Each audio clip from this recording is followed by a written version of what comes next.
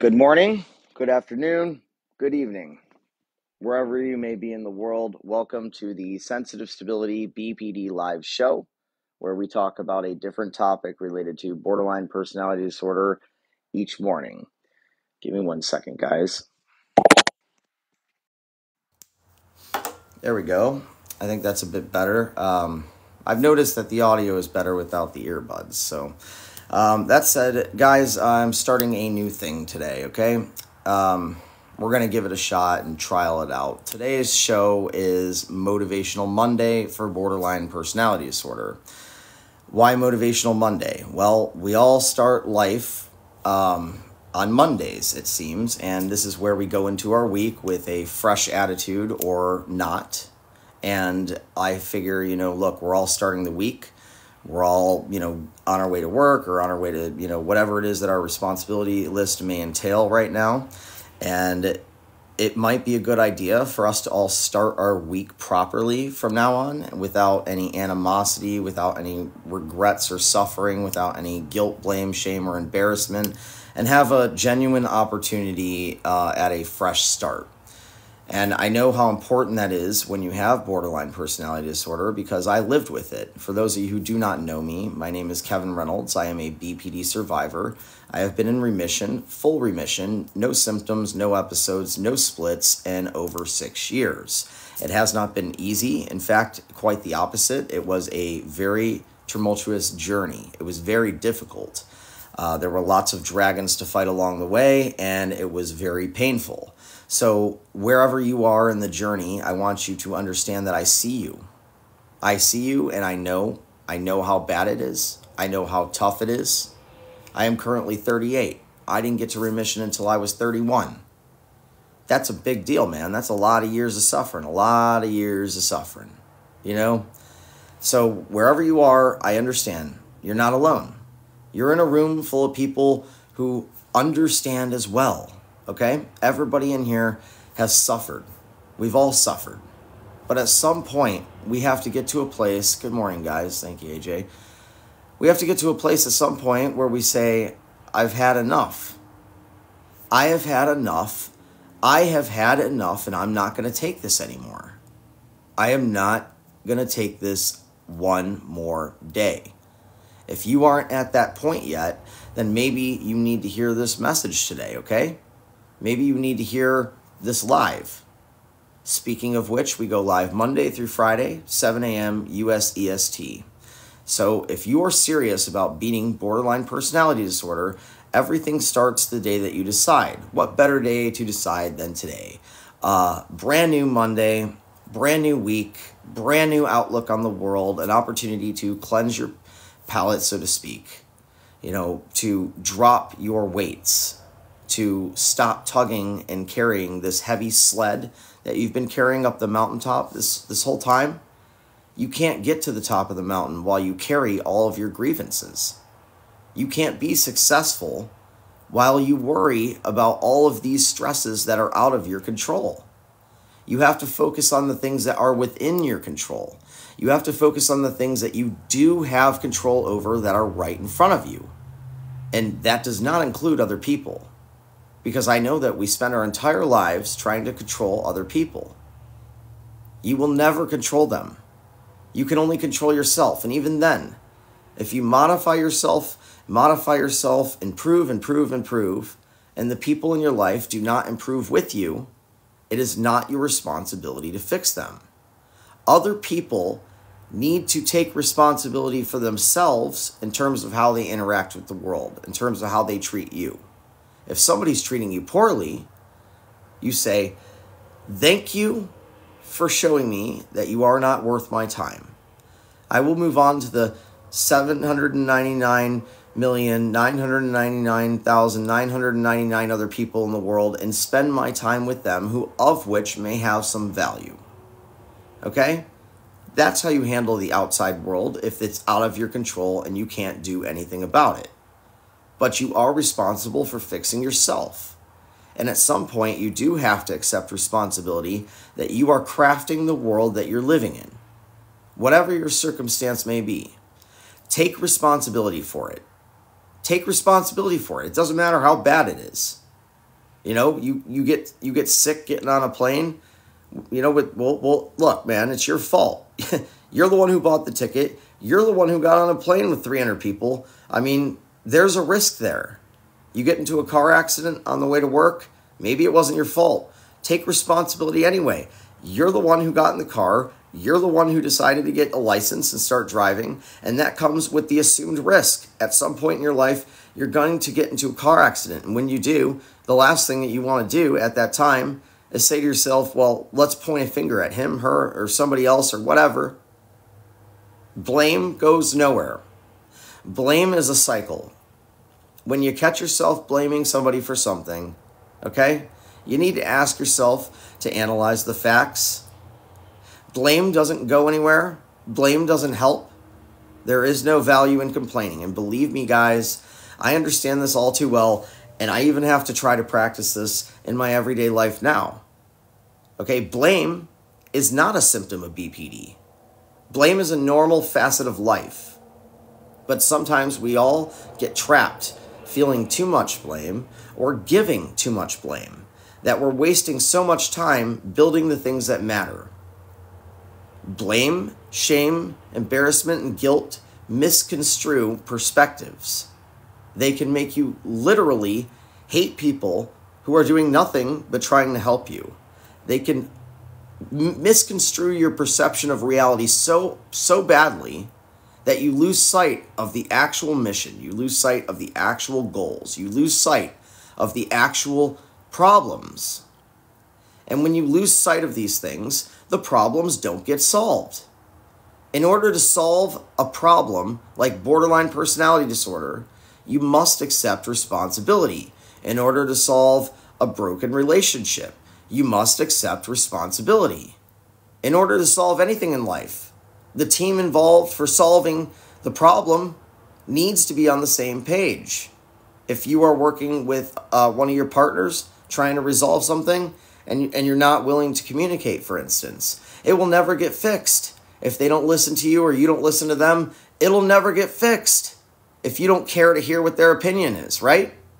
If you don't care to say to yourself, this person has 50% of the weight in this relationship, whether I like it or not, it'll never get fixed. If they don't give you the same courtesy, guess what? It's not going to get fixed. These are the facts. This is what's required to fix relationships, to fix yourself. It is admitting the truth, accepting responsibility, and then accepting what's necessary to get to the solution that gets that problem solved. So, what is your problem? What is the problem here? It's not just borderline personality disorder, and half of what you're going through might be a relationship issue, a neurotypical normal relationship problem. Who knows, because we haven't spent any time trying to break it down with objective analysis and actually try to determine what a problem is. And we spend so much time passing the fault and blame to other people. Man, we waste a lot of time in life. We waste so much time in life, guys. And we waste the time because we don't know what to do to correct the future, when in reality, the future is almost out of your control. You only have control over the present. You could see a future you want to live. You could put it out there in the universe and do what it takes to get it. You could do that. But you don't actually have control over the future. You have control over your present. And it's your job to manifest the future based on your present actions. If you live too far into the future, or you live too deeply in the past, or in the past at all, if you live anywhere other than right this second, right here, right in this live, if that's where you are and what you've chosen to do, then you're living in a place that doesn't exist. Either it doesn't exist anymore or it hasn't existed yet. You only have control over now. So identify the problems, identify the solutions, and then take the actions necessary to get those problems solved and produce the outcome that you want. The Gamer 1992 says, I found your channel recently. Great to hear BPD from a male perspective. I'm glad to hear that. I am all here for diversity and awareness, and BPD stretches far beyond gender identity, sexual preference, religious beliefs, ethnicity. It can easily affect anybody, no matter what. It's like David says, trauma doesn't discriminate. It doesn't discriminate, and neither does borderline personality disorder. Our topic today is supposed to be a motivational Monday. We're giving it a shot because I know we're all going into the week and we're just starting out. The week sucks in the beginning because you're like, I got to go to work, I got to do this, I got to do that. The weekend's over. We look at the week like we have to toil through it, right? No matter what you're toiling through, no matter what it is that you're suffering from, if it's not going to get better unless you believe it's going to get better, and you're not going to be able to correct it unless you put your heart into correcting it. You have to make it a serious mission to conquer your demons, to conquer your relationship problems, to conquer your career problems. No matter what it is you're going through, you can always improve. You can always get better. You don't have to give up. You can make an impact on the world. You can make a difference. You can persevere through the worst of the worst if you just put your heart into it and you make the decision that you are going to be solution-oriented. And you won't get there by focusing on the problem too deeply. You must focus on the solution deeply. That is your answer. Focus on the solution. Complaining has no value. You will not get anywhere by complaining, my boss hates me. I'm not getting recognized at work. I don't get appreciated. I go home. My partner doesn't appreciate me. They don't care. They're not supportive. They're not loving. They're not giving me my needs met. All these other people, all these other things. Blame, blame, blame, blame, blame, blame, blame. How the hell are you ever going to get better thinking that way? How about looking inside, looking in the mirror? Yeah, but my partner, blah, blah, blah, blah. You know what? It doesn't matter what your partner's doing right now. It doesn't matter. If you're trying to get through borderline personality disorder, you need to get through borderline personality disorder. If your partner hates you right now and you want to make it better, you're not going to make it better by smothering them. You're not going to make it better by forcing them into submission. You're not going to make it better by beating into them that you're right and they're wrong.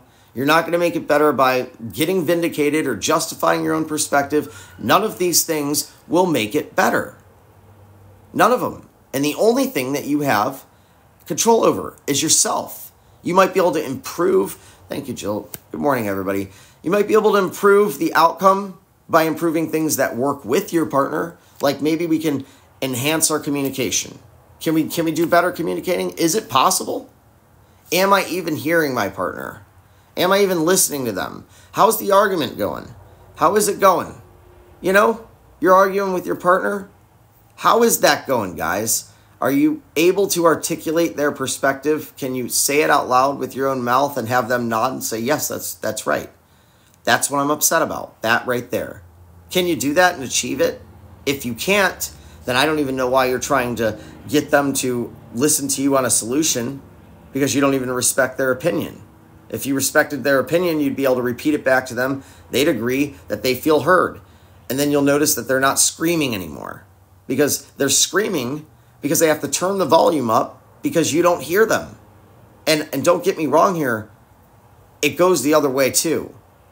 They don't hear us either. That's often the case, okay? That's a big problem in almost every relationship, no matter whether you have BPD or not. But at some point in time, there has to be some instance in time where you say to yourself, I can't take this anymore. And you decide that you're going to change. And that is when you get better. You cannot beat BPD if you don't have a will to change. Some people, they do a really good job of tricking me that they have a will to change, okay? I'll explain.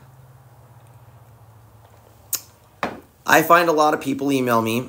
They have awareness. They admit they have the condition, but they don't maybe admit how it's fully impacted their life, which is a problem.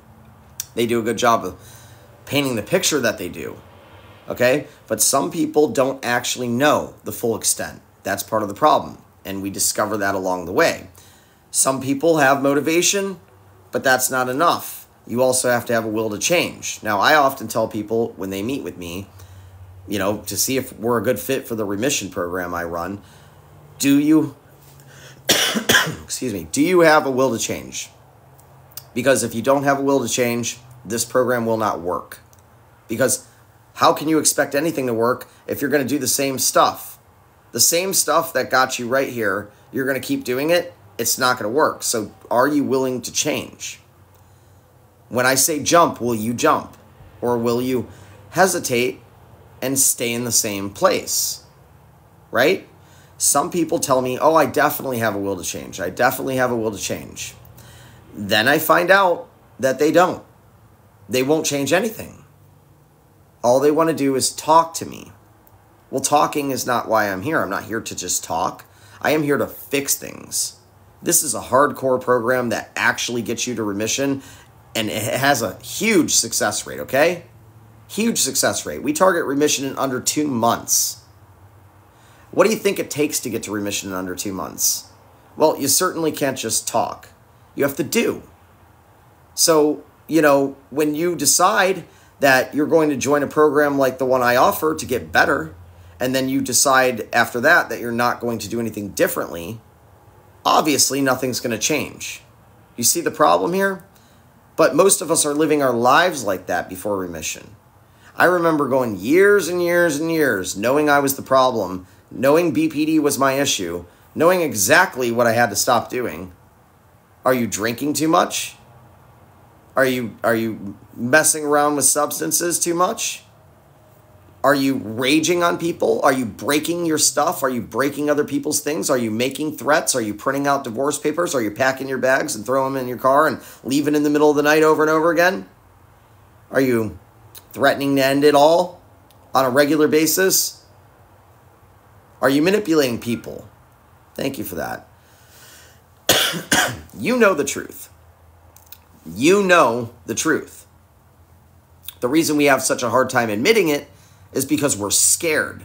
We're scared of what the truth means. We're scared of where the truth takes us. We are scared about the full scope of the problem here. And the more that you feel terror, the less you will get done.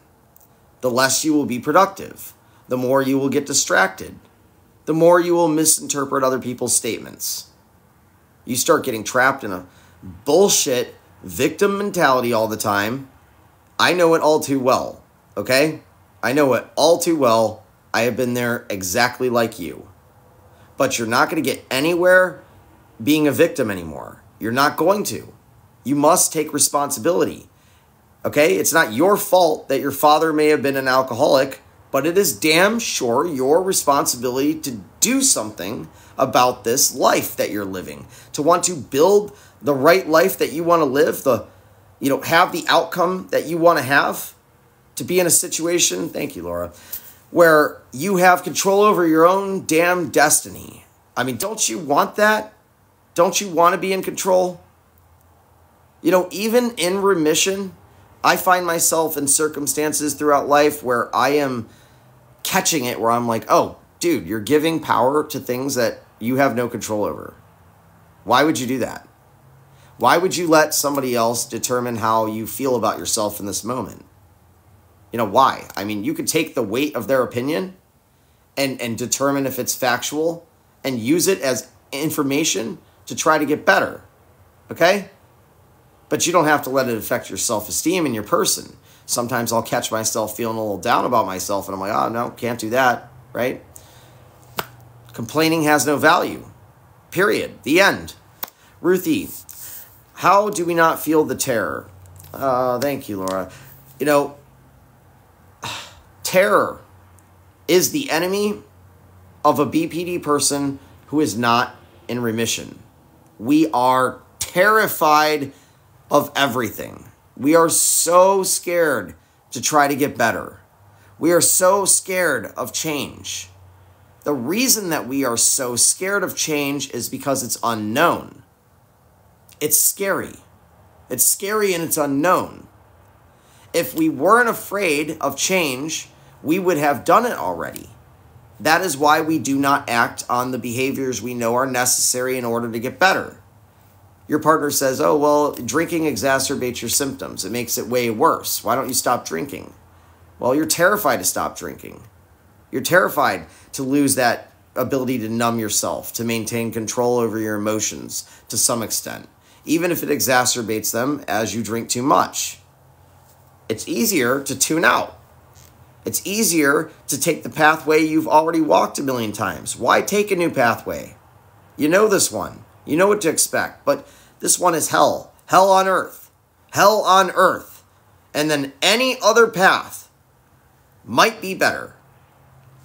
Sure, it's scary. You don't know what's over there. The reason you don't want to walk down that path. You lose control over your partner. We don't want to lose control over our partner. Why? Because we're terrified they're going to cheat. We're terrified they're going to leave on us. We're terrified we're not good enough. We're terrified they're going to find somebody better. We're terrified they're going to betray us, stab us in the back, flirt with some other person. We're paranoid that there's a plan for them to, exit at any moment. So we're so scared. It's easier to try to manipulate and control the situation. And we don't do it on purpose. This isn't some conscious game we play. We're not like, ooh, how can I control my partner into staying with me today? Let me think. That's not how it works. You start out as a victim in life in a situation that is out of your control. Okay, you were a legitimate victim at some point in an invalidating environment or with some type of trauma. It was heavy, heavy, heavy weight that you had to carry, my friend. So then you have to move through life feeling that way. What are you going to do in your adult life? You're going to try to control everything you can about your relationship and everything about your life. Okay? Well, that control technique, that manipulation, will eventually backfire. It is not something that lasts. Okay? Because you can't control them forever. Eventually they break. Eventually they really do leave. Now we're talking about a freaking self-fulfilling prophecy here on a regular basis. And then what do? We're so terrified of being alone that we stay in relationships that are abusive or controlling or, terrible for us. Right? And then we'll go find somebody else right away. Immediately. We'll jump right from a 10, 12, 15-year marriage right into a new relationship. Almost instantaneously because we're that scared of being alone. I hate that we suffer that way. You don't deserve that. We will put ourselves through things that sacrifice massive dignity. Vying for the attention of another person who is not giving you the respect you deserve. Maybe they're talking to multiple people and you're obsessed with them. You're all in. You love them with all your heart and they're dating still. That's a sacrifice of dignity on your part. That's unsustainable and you will always feel crappy about yourself if you pursue that person. I don't believe in competing for somebody's heart. I don't think there's any sense in that. If you know that somebody that you want to be with them and they don't reciprocate that and they're competing, and this is just my belief, by the way, feel free to have your own, but I will tell you that I did my fair share of competing for somebody's heart and it always ended poorly and I always ended up sacrificing dignity because it's disrespectful to me. I do a great job of treating my partner very well. If she was giving attention to some other guy, legitimately, I would leave. Now, that's factual, objective reasoning. That's what that is. But we don't operate this way when we are pre-remission. Before we get to remission, we operate based on our emotions. And our emotions tell us, I love this person so much. I just love this person so much. I'll stay no matter what. I have unconditional love for them. And you want unconditional love returned because you think I need to be loved no matter what because I make mistakes and I'm going to throw these episodes and these fits and these splits and it's hell on earth being with me and if they don't tell me that they're going to stay forever, then I don't trust it and I know they're going to leave eventually, so I'm going to push them away before they hurt me and I'm going to run and I'm going to show them how much pain I'm in and manipulate the situation so they know, that they might lose me at any time. And the problem with that is it is unsustainable long term. It's completely unhealthy. It does not give you real love. It does not give them real love. If you are having to control your partner into staying in the relationship, you are not getting real love out of it. We all need to rise to the occasion to better ourselves, to focus on self-improvement. And if we don't, then we're taking a hit to our dignity. And we're staying in relationships for the wrong reasons. We are not respecting ourselves and we are not respecting our partner and we're not respecting our future partner if they so exist. You need to take responsibility for where you are in life, okay? Ruthie says, thank you, Kevin. How often does a client get angry with you during course, and how do you handle that? That's a great question, Ruthie. Everybody usually splits on me at least one time during the program, at least once. And how can they not? I am a very blunt, direct, honest person. I do have a sugarcoat mode, as I call it. If it's just too abrasive for you, we go sugarcoat. But to get somebody to remission in 2 months or less, I have to be completely honest. Honest as hell. As we go, I'm there. I'm a great support system. I'm very loving. I'm right there holding your hand the whole time. But you do have to jump when I say jump. And that means I have to challenge you. I have to challenge you in moments when I see there is a potential for growth. But a lot of the things that I say we have to change, nobody's going to ever like. Because if you liked those changes, you'd already be doing it, right? You'd already be doing it. So you have to have the courage to do things that are new and unknown. And the new and unknown, when it comes to changes, let's say in your life and in your relationship, is terrifying to us. I often say that all the fears that we feel before remission, the reasons that we don't pursue remission because we're terrified of getting better, they're not real. The fears are not real. You end up getting to remission and saying, wow, I was afraid of that for years. I don't know why I was afraid. This is incredible. This is amazing. This is insane. Why did I not just get better before? Why did I wait 6, 7, 8, 9, 10, 12, 15, 20, 35, 40 years to get better? Why? Why was I scared like this for 40 years? Well, the answer is because you never knew any other way other than the way that you learned, and then you manifested a world. Thank you, Jill, so much. All the gifts and the subscriptions, guys, thank you for the sub, too. I saw you sub, Laura. They all go contribute towards our advertisement money so we can reach more people and try to help more people. So I appreciate it all. Thank you very much. We have to start accepting the fact that the greatest things in life are on the other side of terror. Okay, there's a part of the brain. It is called the anterior mid-cingulate cortex. Now, in a person that has no will to live, a person that has, thank you again, no willpower, right? And a person who has no will to change, the 3 W's, okay? Will to live, willpower, will to change. This portion of the brain is very tiny. It's very tiny. In a neurotypical individual who is healthy and loves life and wants to live and is very motivated or ambitious or optimistic, it's very large. They have a higher will to live, they have a higher willpower, they have a higher will to change.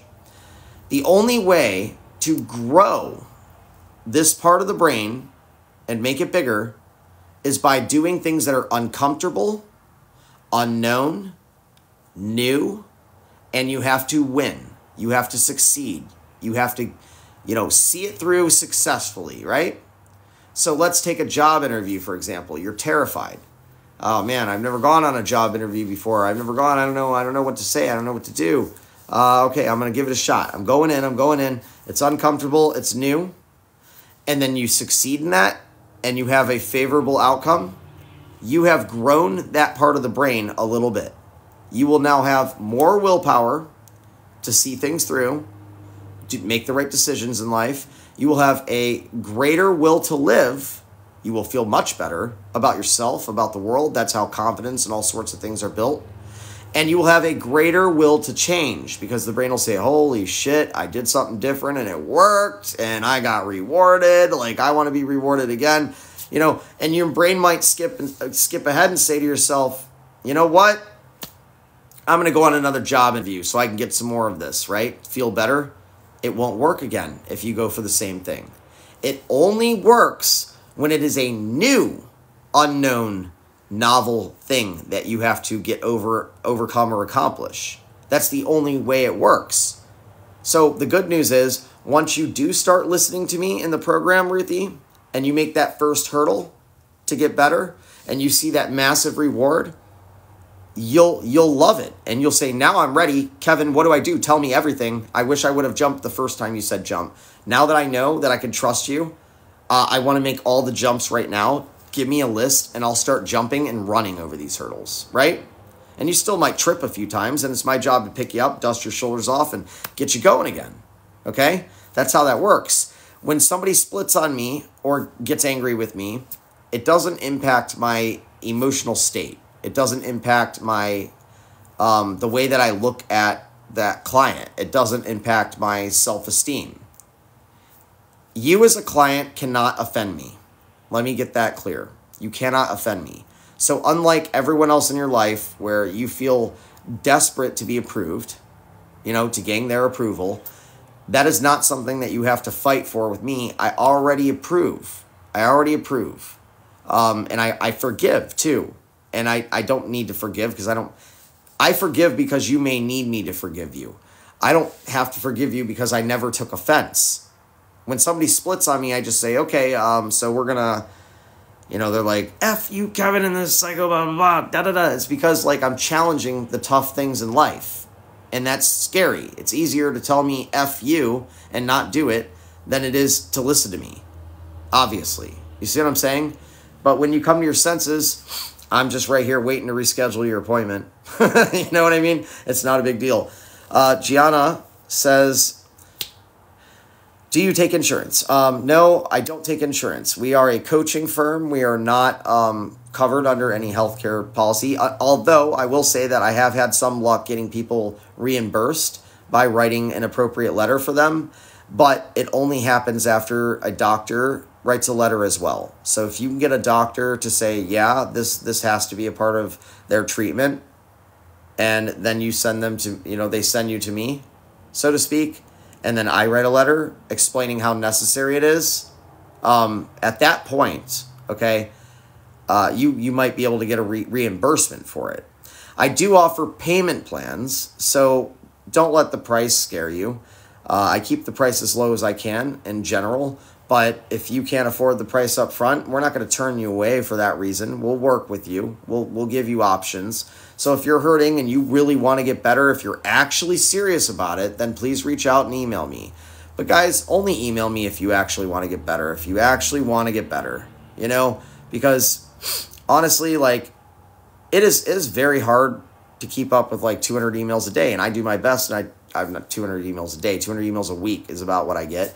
And I try very hard to keep up with it. And I give them all personalized attention. And I do want to help everybody I can. But the truth is if you're not ready yet, if you're not ready to get better, if you're not truly willing to commit, you will not succeed in this program. The people who succeed in this program, they have a fire in their eyes. They are at the point where they're saying to themselves, I can't take this anymore. I can't take it anymore, not one damn day. I mean, you have to be sick of this condition. You have to be sick and tired of how you're interacting with the world. Now, I can help you get there if you're close. And in some circumstances, we have partners of people with BPD and they don't admit they have BPD. And if I see that the partner is strong enough and on board, I will work with them and try to reach this person. And I have significant success with that. So as long as there's somebody who sees clearly and has the perseverance to see it through, reach out for sure. Reach out for sure. But you need 3 things in order to work with me. If you don't have these 3 things, these are the things you need to work on first. So show up to the lives every day until you figure these out, okay? Awareness. You have got to admit you have BPD or you can't beat it. You have got to admit how BPD is impacting your life and on every angle. How's it impacting your relationship? How's it impacting yourself? How you feel about yourself? How's it impacting your career, your job, your money? How's it impacting your household, your family, your children, your parents, your spouse? I mean, how is it impacting how you're living, okay? That's important to understand, guys. So it's imperative. 2, motivation. If you don't have motivation, you don't have the perseverance to see this through, period. Number 3, most important, will to change. You must have a will to change, okay? If you don't, it won't work. That's the truth. And I can't take money for something that isn't going to work. I won't do that. So if I identify this, I have to be honest about it. It's just the right thing to do. Jill says, do you work by phone call, email, or Zoom? I work by Zoom for my sessions, but part of my program involves 24/7 text support. So for that, if you're international, we use WhatsApp. Otherwise, we are working with my direct personal phone number. You work with me throughout the day, every day. I always know what's going on. I'm always caught up. So when we have our sessions, we no longer waste money and time and energy on sessions with you just catching me up to speed. I should already know what's going on in your life when we're meeting. When we meet, it goes a lot like these lives. I'm doing 95% of the talking and running my mouth constantly, and you're just listening. Because we need to take what's in my brain and put it in your brain. We need to give you what I have up here. And if I don't do that, it won't work. Some people get into sessions and they just start talking and they don't stop. And I'll let them do it the first session because it's a way for me to sometimes get a whole bunch of information so I can make the second, third, and fourth sessions way more impactful. And then they don't have to text me all this stuff because clearly they just want to tell it to me. So I let them do it, but that's not how the next session goes. At that point, I say, okay, the last session you did a lot of talking. That's fine. Great. We got some stuff out of that. But ultimately, you're here to listen to me speak. Otherwise, you don't improve. You can't improve by yourself with in your own mind with as fast as you could improve by taking external information that someone else has learned.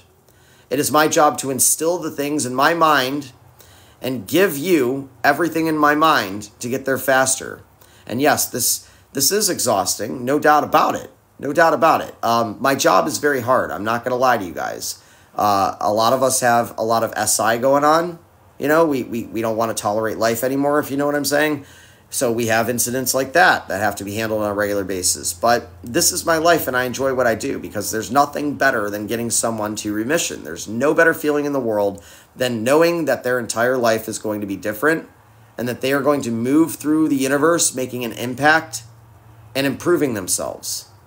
It's incredible what we do in remission. We are insane people in remission.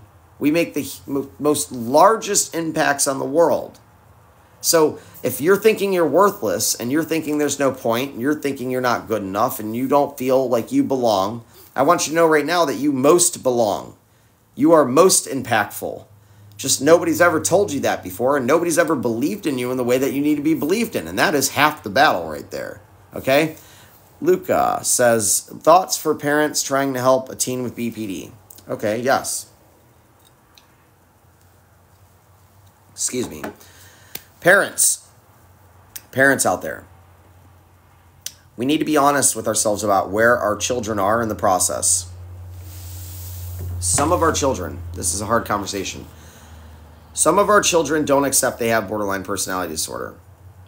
And if they don't, then they'll never get better. And I hate to reveal that to you. I hate to reveal that to you because it's painful watching your child suffer. Okay? But just like the partners out there, if your partner doesn't accept it, you're trapped in a cycle of abuse. Because we are abusive before remission.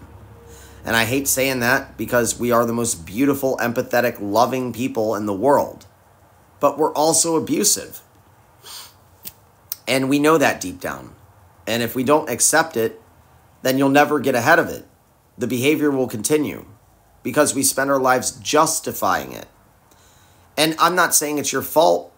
It isn't, in fact, at all your fault. These are coping mechanisms that you have developed to protect yourself, even if they come at the expense of someone else's feelings. We're so fragile that we can't tolerate the idea of having to accept responsibility or blame for all this stuff.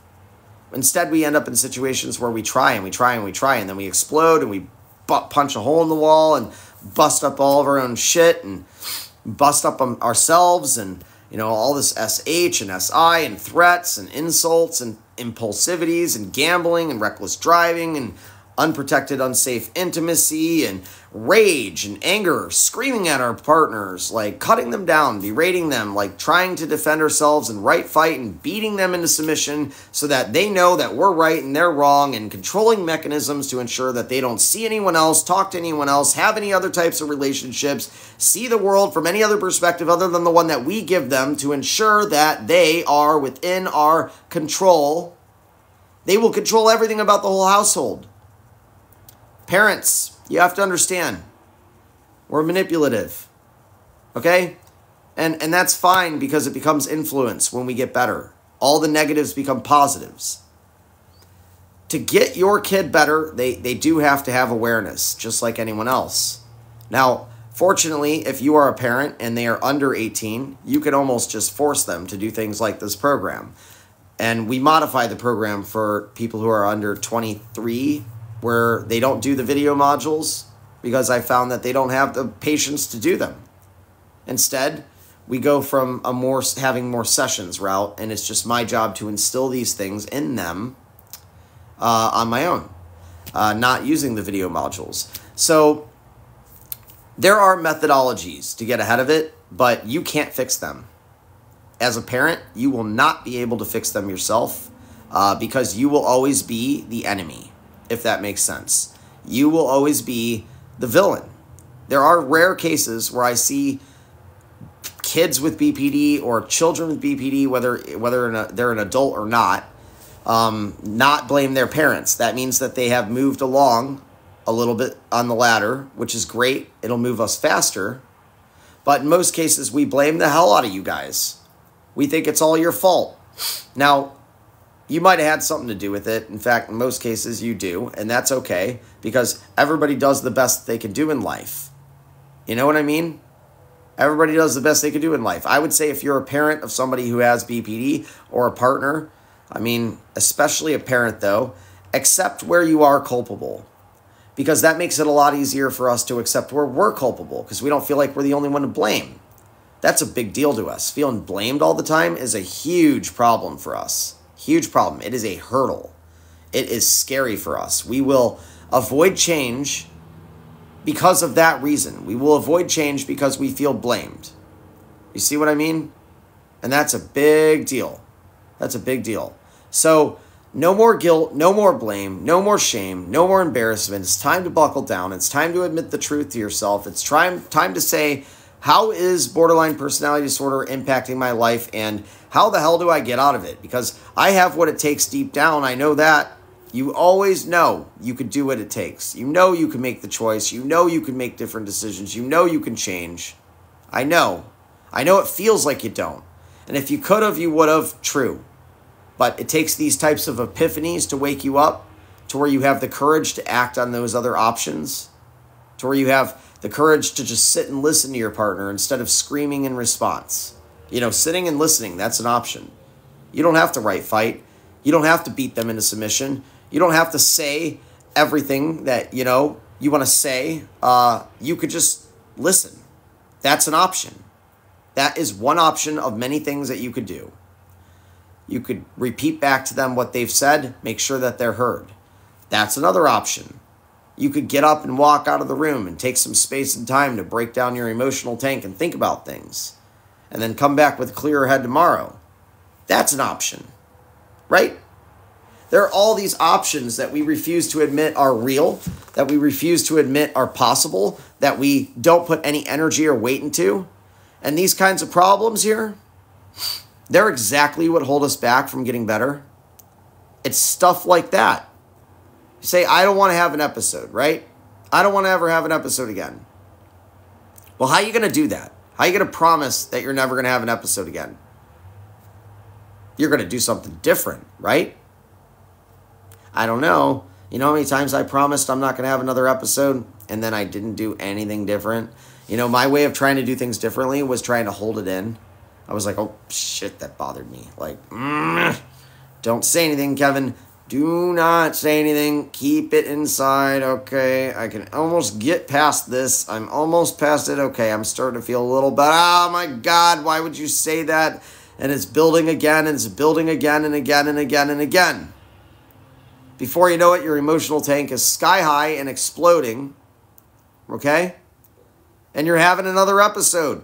And now you hate yourself more than you've ever hated yourself before because you broke your promise to yourself and to your partner and to whoever else. Now you're a liar as well, right? Now you're a liar because you promised you wouldn't have another episode and now you do, and people start not trusting you. Before you know it, that affects your self-esteem because our self-esteem is entirely composed before remission on how other people feel about us, not how we feel about ourselves. And that is a crappy way to live, everybody.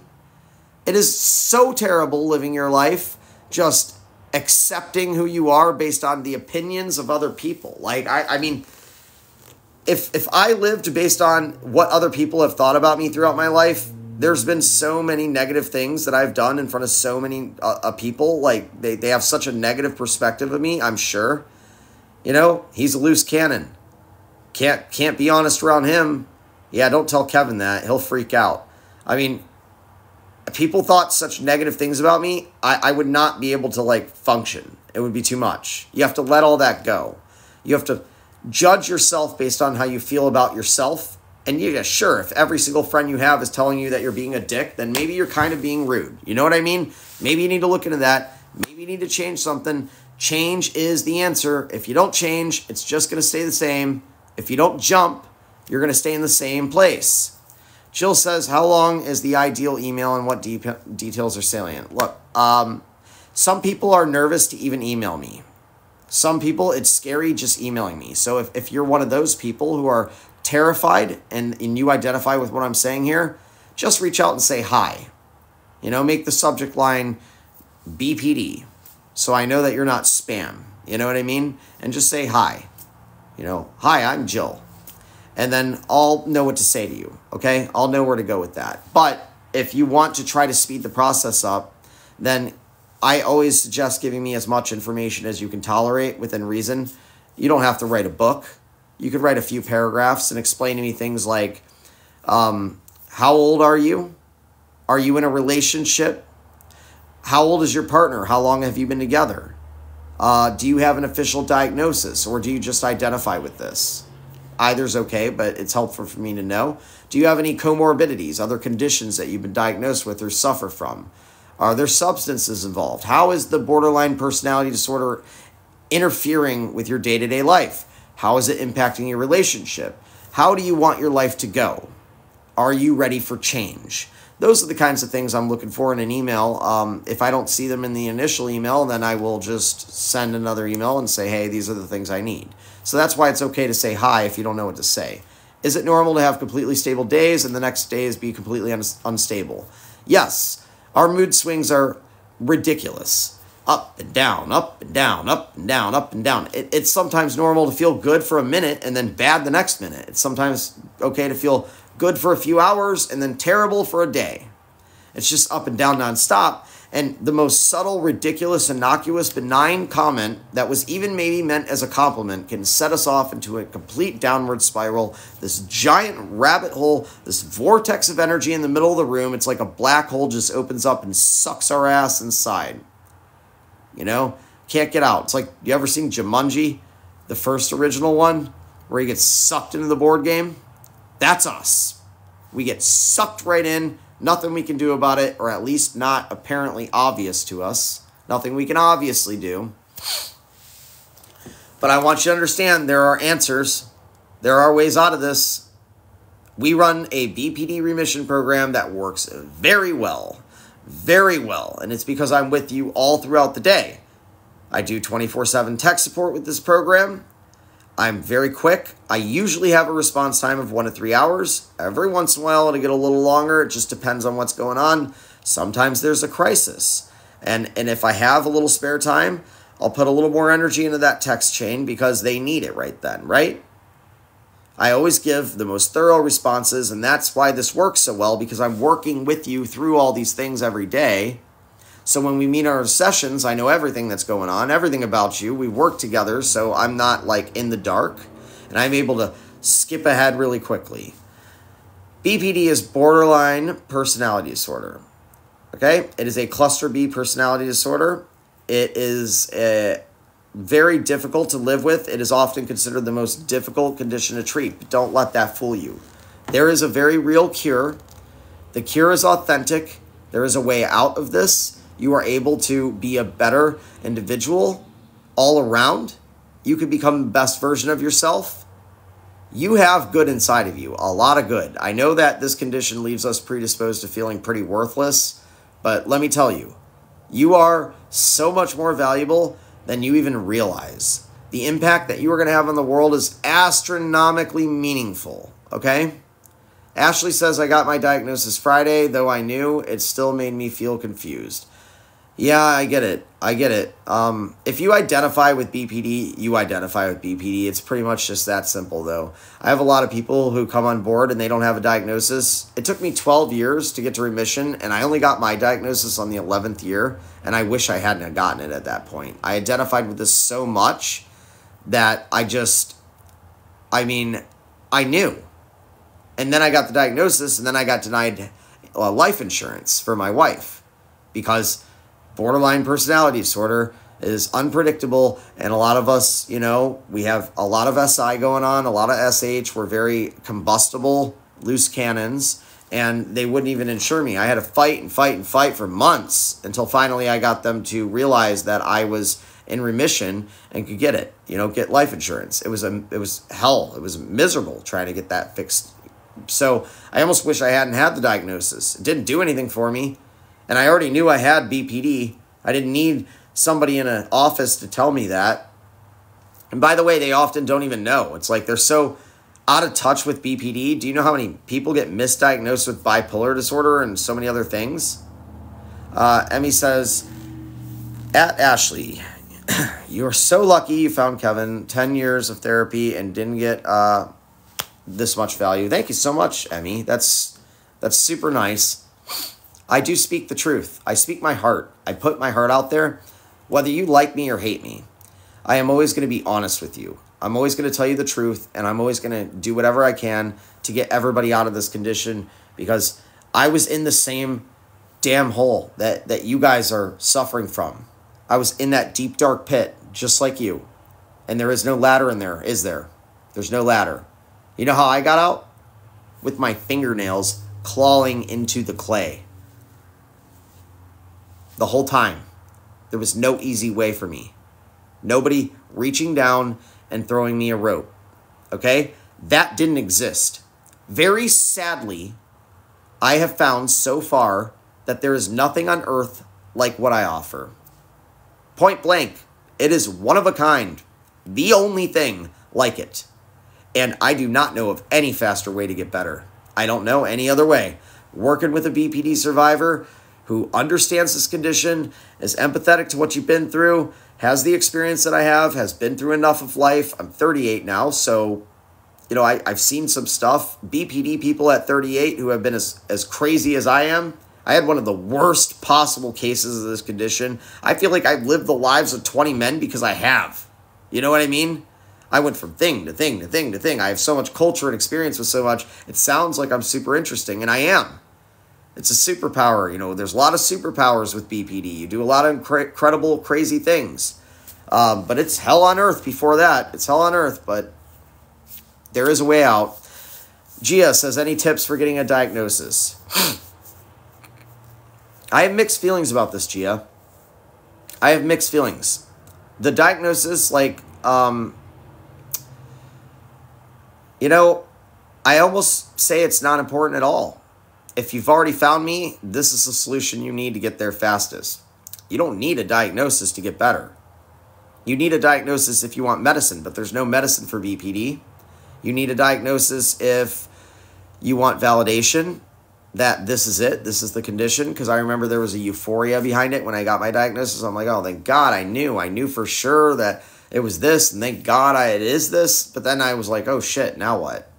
Well, this person can't help me. They don't understand, just like the last 15 mental health professionals I saw. They didn't get it either. So what now, right? One more. Ruthie says, what happens after the 2 months? I'm assuming you mean if you don't get better in the 2 months, because roughly 76% of people get to remission with me in under 2 months in the program. If you are someone who is struggling more severely, then it may take you a couple extra weeks. It may take you another month. I don't abandon anyone because they don't make it in time. That's not how this works. But usually, I'm going to be honest with you, Ruthie. Usually, if you don't make it in 2 months, there's just a couple little tweaks, and then that's it. Like, everybody is very close and at least very manageable at that time. And they're seeing the light in terms of life is improving. Okay? I've never, not one time in remission, working with BPD people, ever given up on someone. Not one time. Ever.